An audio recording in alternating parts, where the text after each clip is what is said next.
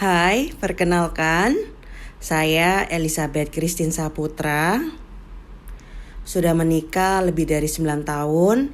Saya rindu untuk men-sharingkan perjuangan saya dan juga suami dalam kerinduan kami memiliki buah hati.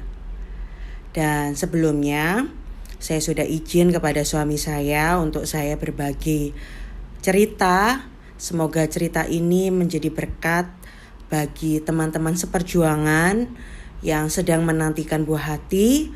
Saya berharap bahwa teman-teman menyaksikan video ini dapat mengambil perspektif yang positif. Kalau seumpama nih ada sharing yang tidak sependapat, kita tidak perlu memperdebatkan karena ini hanyalah cerita dari segi proses dari yang saya hadapi, saya dan suami hadapi, dan tidak perlu diperdebatkan, tapi cukup untuk menjadi salah satu pemikiran dari sudut pandang yang berbeda. Terima kasih. Saya mau disclaimer untuk semua peran, especially untuk perempuan. Yang pertama, menjadi dirinya sendiri as a woman, menjadi seorang wanita baik yang sudah menikah ataupun yang belum menikah.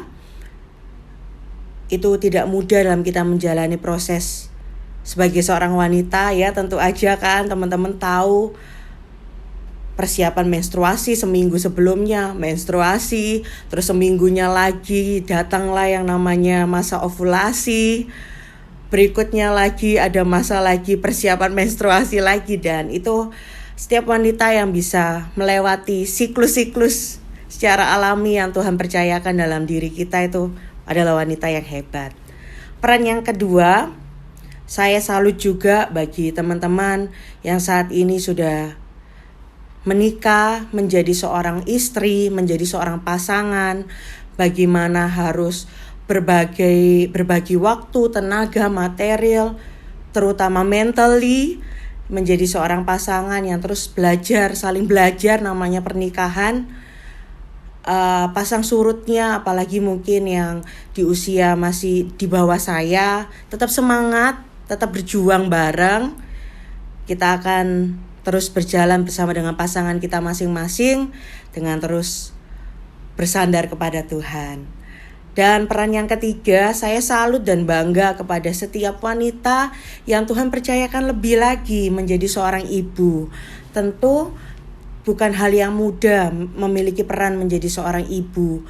Harus bisa menjadi dirinya sendiri, memberikan waktu untuk dirinya, memberikan waktu tenaga untuk anaknya, bagaimana mendidik dengan pasangan sejalan. Tentu itu adalah proses yang tidak mudah, dan sebagai seorang ibu saya yakin proses pembelajaran akan terus berjalan seiring dengan waktu, tidak pernah berhenti. Bahkan waktu itu yang 24 jam mungkin kita curahkan buat anak, yaitu aku salut. Dan juga peran yang lain, yaitu saat wanita memiliki peran menjadi seorang ibu rumah tangga, itu keren dan saya salut. Menjadi seorang wanita karir itu juga keren dan saya salut. Dan saat kita bisa memainkan setiap peran kita, tentu ini adalah anugerah, karena saya yakin tanpa kekuatan Tuhan kita tidak bisa menjalankan peran kita dengan balance atau seimbang. Terlebih buat setiap peran tadi yang terus berjuang bersama dan terus mengutamakan hubungan yang erat, bukan hanya kepada pasangan ataupun anak ataupun relasi dalam pekerjaan saja, tapi bagaimana juga yang terutama adalah mengutamakan Tuhan. Hubungan yang baik, yang dekat dengan Tuhan menjadi prioritasnya. Semua wanita keren. Ada pertanyaan, apa yang sudah saya dan suami lakukan selama hampir 10 tahun perjalanan pernikahan kami? Yang sudah saya lakukan dengan suami, kami sempat saya ceritakan ya, dulu waktu awal menikah saya dan suami berkomitmen untuk tidak memiliki anak di tahun awal pernikahan kami, ya kerinduan kami ya, idealisme kami bilang kalau setahun dari pernikahan kami adalah proses untuk adaptasi sebelum kami memiliki buah hati. Tapi ternyata Tuhan jawab dengan hal yang lain, dengan hal yang berbeda, di mana saat ini saya tidak berkata tidak memiliki anak, tidak, tapi saya belum memiliki anak. Kalaupun Tuhan izinkan dalam perjalanannya, akhirnya berlanjut ke usia pernikahan ketiga, ternyata secara alami kami belum memiliki anak, dan kami berdua akhirnya memutuskan untuk datang ke dokter, baik di kota kami, ya sudah ketiga dokter ya, baik spesialis kandungan, lalu ke andrologi, dan juga melakukan tes untuk screening awal. Itu sudah kami lakukan di kota kami. Itu usia pernikahan yang ketiga atau keempat, saya kurang lupa. Saya kurang ingat sedikit ya. Tapi di tahun ke-6 kami akhirnya berdoa lagi kepada Tuhan, dan kami memutuskan untuk pergi ke salah satu dokter spesialis kandungan lagi, spesial andrologi juga, dan juga ke profesor di Surabaya, di salah satu rumah sakit yang memang fokusnya adalah program hamil. Dan yang kami pilih memang hingga saat ini, sekalipun ya kami tetap berdoa, berharap Tuhan, bersandar Tuhan, dengan kami rindu memiliki buah hati dengan cara alami. Kami juga di terapi obat waktu saat itu ya, di kota kami ataupun di kota Surabaya, oleh salah satu profesor di Surabaya. Kami ikuti ya screening untuk mengetahui apakah di dalam saya ada kista atau enggak. Sudah saya lakukan. Apakah ada penyumbatan juga, puji Tuhan tidak ada. Dan hasil yang kami terima, bahwa semuanya adalah hasil yang terbaik dari Tuhan. Dan saya percaya nanti waktunya yang tepat, yang terbaik pasti Tuhan akan berikan.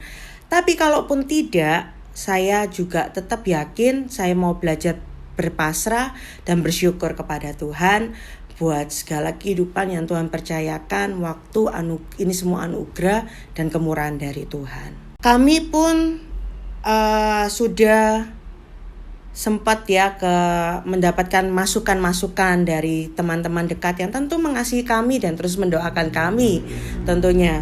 Ya mulai dari ramuan China ya, kami pergi ke toko obat Bacentong ya di Surabaya. Kami minum ramuan dari akar-akaran gitu ya, dan kami lakukan ya, walaupun itu pahit banget. Itu benar-benar gak enak, tapi kami tetap lakukan ya.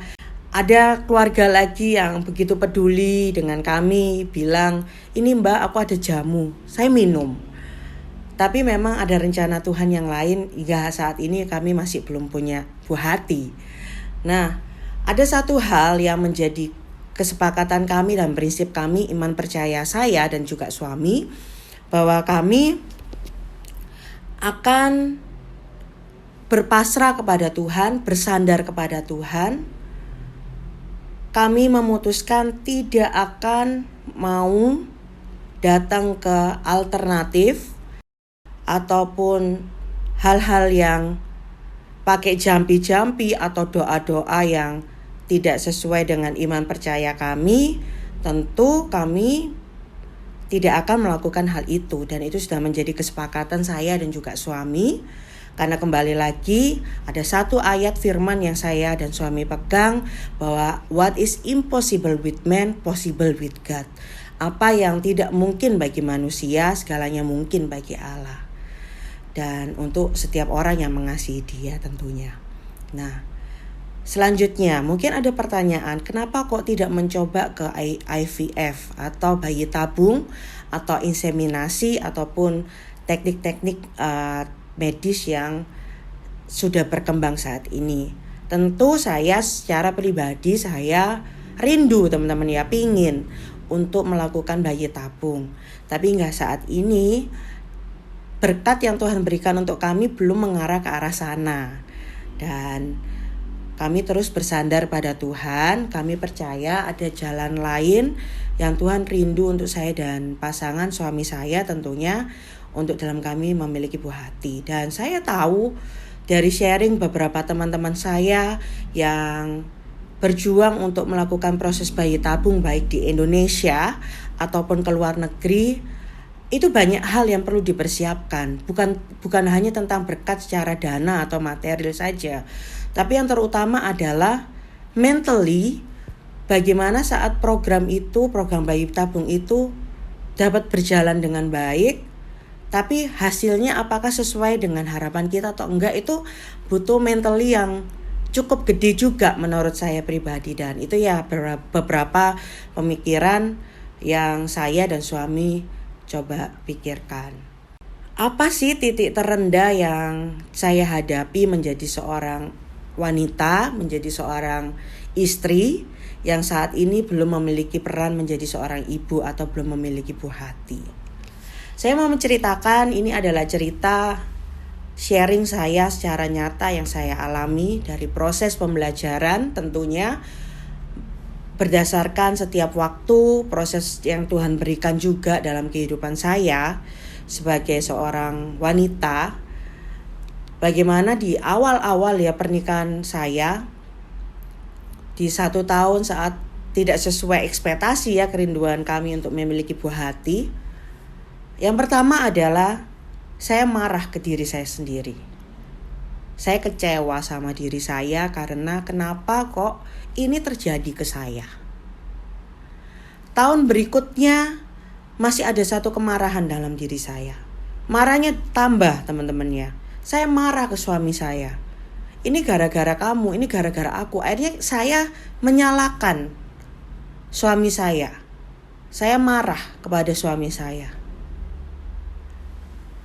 Dan fatalnya lagi, di tahun berikutnya saya ingat sekali itu tahun ke-6, berarti 5 atau ke-6 tahun ya. Itu adalah saat dimana mendiang mama saya masih hidup. Itu adalah titik terendah saya marah ke Tuhan. Saya marah karena kenapa Tuhan harus mengizinkan itu terjadi ke saya. Kenapa kok gak ke orang lain aja? Itu kemarahan saya. Dan menurut saya kemarahan yang ketiga ini adalah kemarahan yang paling fatal, yang paling bodoh ya saya sebagai manusia. Dan saat itu saya menceritakan itu ke papa saya, dimana akhirnya karena saya sering menangis saat itu karena saya sedih, akhirnya saya diajak untuk keluar rumah ya, karena saat itu sudah posisi saya tidak tinggal dengan orang tua saya. Saya diajak pergi ke salah satu kafe di Gresik ya. Saya ingat betul itu posisi kafe. Kalau teman-teman ingat ya, waktu dulu posisi kafe itu lantai bawahnya belum buat kafe seperti sekarang, tapi jualan soto ayam seingat saya. Mungkin teman-teman masih ingat ya. Nah di situ saya menangis, saya marah gitu ya ke Tuhan. Kenapa kok Tuhan izinkan ini terjadi ke saya? Nah di situ saya menempatkan papa saya bukan sebagai orang tua saya murni ya, sepenuhnya orang tua saya, tapi saya menjadikan beliau atau papa saya adalah hamba Tuhan, yang memang profesi papa saya adalah seorang hamba Tuhan atau lebih dikenal pendeta. Saya datang kepada hamba Tuhan, saya menceritakan, dan papa saya menyampaikan bahwa seperti ini, Christine, kebahagiaan itu tidak diukur dari kita memiliki anak atau tidak. Memiliki anak adalah salah satu kebahagiaan dari berbagai banyak kebahagiaan yang Tuhan berikan dalam kehidupan kita. Oke. Ada satu poin penting ya teman-teman ya, bahwa memiliki anak itu berkat, itu anugerah, dan itu menjadi salah satu saja dari kebahagiaan, yang banyak hal kebahagiaan yang Tuhan berikan dalam kehidupan saya. Waduh teman-teman, prosesnya panjang. Saya bisa memahami maksud dari papa saya yang saya menempatkan posisinya sebagai hamba Tuhan. Tentunya itu butuh waktu bertahun-tahun. Bahkan saya baru menyadari setelah Tuhan izinkan saya sakit, depresi, teman-teman sudah tahu. Dan Tuhan pulihkan. Setelah 4 tahun saya konsultasi dan juga terapi obat, konseling kepada psikiater saya. Dan di 1 tahun terakhir Tuhan mulai memberikan saya satu pengertian gitu ya. Saya minta ke Tuhan, Tuhan apa ya maksud dari ucapan papa saya yang saat itu adalah saya menempatkan beliau posisinya sebagai hamba Tuhan. Ini hanya salah satu dan itu butuh proses ya teman-teman. Itu butuh proses yang harus saya jalani. Mulai saya iri ngelihat orang kok gampang banget sih punya anak ya. Kok menikah terus punya anak dengan mudahnya, ataupun sudah punya anak dapat punya anak lagi. Dan kok begitu mudahnya. Itu di awal-awal ya teman-teman ya, saat saya memiliki titik terendah tadi di dalam hidup saya. Tapi setelah berjalannya waktu, sikap untuk saya iri melihat orang lain itu sudah berubah banget. Malah saya ada fun fact ya, saat usia saya, bukan usia sih tapi kedewasaan dalam berpikir secara mental juga, fun fact-nya adalah saya begitu salut ya dengan seorang ibu, ya pokoknya ibu yang memiliki anak lebih dari 2, lebih dari 3, dan bisa memainkan perannya ya. Saya bilang menjalankan, bukan memainkan. Memainkan mungkin seperti drama ya, tapi ini menjalankan sebuah peran dari masing-masing peran yang tadi saya sebutkan di awal sebagai disclaimer. Itu bisa balance semuanya. Itu keren banget gitu ya. Itu mungkin ada kayak perasaan hebat ya, salut. Nah itu yang sekarang yang ada di saya teman-teman ya. Dan itu yang saya rasakan. Dan buat teman-teman di luar sana yang saat ini sedang menonton video ini dan sudah memiliki buah hati, sudah memiliki pasangan, memiliki buah hati, pasangan dalam arti dalam pasangan pernikahan tentunya ya, dan juga buah hati, terus semangat, karena saya tahu itu gak mudah. Peran itu bukan peran yang mudah untuk bisa waktu untuk diri sendiri dan bla bla bla dalam kehidupan ini, dalam memperjuangkan itu nggak mudah. Tapi saya tetap memberikan semangat. Itu seorang anak adalah anugerah, dan teman-teman bersyukur memiliki buah hati, dan saya pun saat ini bersyukur walaupun secara orang umum ya berpikir bahwa hidupmu nggak sempurna. Menjadi seorang wanita yang tidak memiliki anak, hidupmu kurang lengkap. Yang saya tahu, memiliki anak bukan tentang lengkap atau tidak lengkap, tapi semua itu berkat dari Tuhan. Itu yang menjadi kepercayaan dan yang menjadi keyakinan saya tentunya. Oke, next selanjutnya tentang stigma punya anak. Tadi mungkin saya sempat menyebutkan ya bahwa stigma seorang yang tidak punya anak itu pernikahannya tidak sempurna atau kurang lengkap. Guys, bisa mempertahankan rumah tangga di usia pernikahan yang semakin bertambah. Bahkan itu saya salut ya dengan banyak pasutri, pasangan suami istri yang usia pernikahannya jauh di atas saya, lebih dari 10 tahun bahkan. Saya tahu betapa tidak mudahnya untuk kita struggling dalam pernikahan. Yang saya imani dan saya percaya menjadi satu proses pendewasaan saya tentunya, bahwa memiliki anak itu bukan sebagai pelengkap, tapi itu adalah anugerah yang Tuhan berikan dalam kehidupan setiap pasangan suami istri. Lantas, apakah tidak sempurna kalau saya tidak punya anak? Sampai kapanpun orang siapapun itu yang ada di muka bumi ini ya teman-teman, gak akan ada yang namanya sempurna. Kalau itu hanyalah label yang orang belikan, berikan kepada kita, kepada saya tentunya. Dalam konteks sharing ini ya, dari berdasarkan sharing yang saya proses pendewasaan ini ya teman-teman, bahwa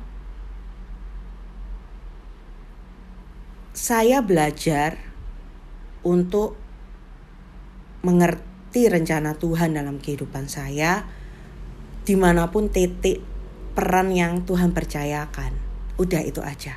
Dan aku bersyukur di setiap peran yang Tuhan berikan dalam kehidupan saya. Kedua, next selanjutnya. Wah, ntar tua nggak punya anak, terus tuanya gimana? Saya yakin setiap orang tua yang bijak sudah memikirkan bagaimana contohnya. Salah satu contoh ya teman-teman, dana pendidikan untuk anak. Nah, itu pun saya dan suami juga belajar untuk memikirkan untuk masa tua kami. Punya anak atau enggak punya anak, yang sekarang yang kami pikirkan, kami jalani dengan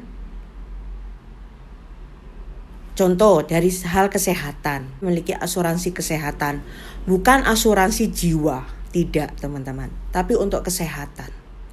Nggak pernah saya dan suami berpikir saya akan sakit besok, tapi setidaknya saya sudah menabung dalam arti untuk kesehatan kami di masa yang akan datang. Kedua, investasi. Kami juga belajar walaupun nabung kecil-kecilan lah setiap saat, tapi kami juga berusaha untuk menabung untuk hari tua kami. Kalau suatu saat nanti Tuhan berikan kami seekor seorang anak atau buah hati. Ya, seperti salah satu profesor yang mengatakan dan juga sharing ya, nanti suatu saat aku akan berikan linknya tentang sandwich generation, di mana orang tua yang bijak tentunya dia tidak akan menumpukan itu kepada anak-anaknya, menumpukan hidupnya atau masa tuanya di anak-anaknya. Aku tahu ini akan menjadi satu perdebatan karena kita tinggal di budaya ketimuran. Tapi tidak ada salahnya dengan perspektif yang berbeda. Kembali lagi, ini hanyalah sebuah sharing yang nggak tahu next nanti ternyata Tuhan izinkan berbeda lagi, who knows gitu, nggak ada yang ngerti gitu. Ya tapi setidaknya untuk saat ini itu yang kami lakukan. Lalu ada yang kurang pasti, nggak punya anak, nggak tahu lucu-lucunya anak. Guys, saya bersyukur saya menjadi seorang tante dari banyak keponakan, baik itu keponakan kandung ya dari keluarga inti saya, dan juga ada keponakan-keponakan lain dari saudara-saudara ya, anak-anaknya. Dan ada hal yang menarik ya, suatu saat yang lalu kan ada keponakan pertama yang menikah.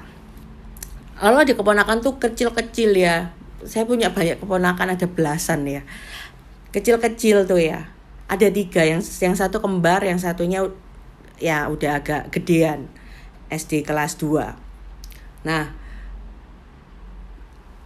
saya tawari, ayo sini tante make upin.